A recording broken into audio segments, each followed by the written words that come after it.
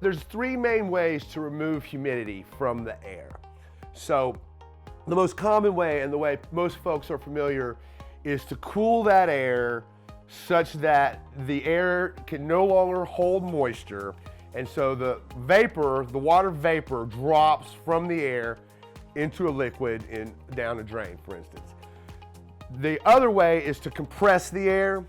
Generally speaking, that is not applied just because of the horsepower it takes to do it. So we found for specific applications, desiccant dehumidification is the dehumidification of choice. Now, of course, it's not for every application, so let me be specific on what type of applications, and then I want to give you a brief overview of how these things work.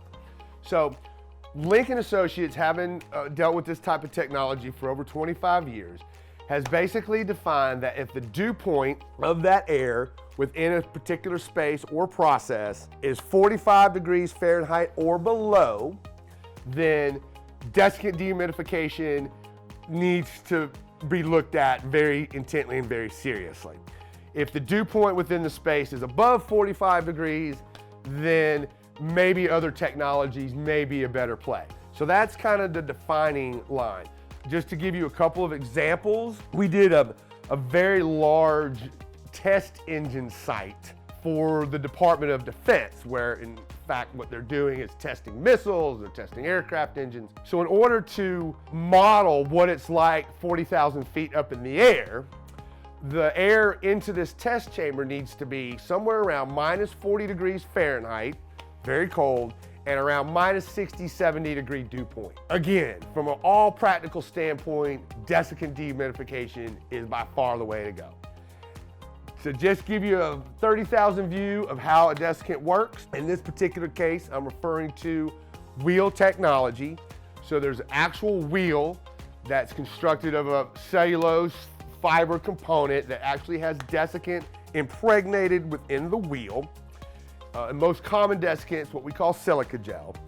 And as that air passes through the wheel, the vapor in the air is trapped within the desiccant itself, silica gel in this case. So on the other side of that wheel is a very dry airstream, and we can determine how dry we want it with a bunch of other factors. In order to get the vapor or the moisture back off of the wheel, there is a counterflow airstream that's superheated to about 300 degrees Fahrenheit. And that difference in vapor pressure, I told you this is a very dry subject, but that difference in vapor pressure causes the water vapor that's on the wheel to then move to that counterflow airstream where the wheel can be used again to continue drying air. So if you have a specialized application, 45 degree dew point or below, Lincoln Associates has literally done hundreds of these types of projects. We'd love to hear from you.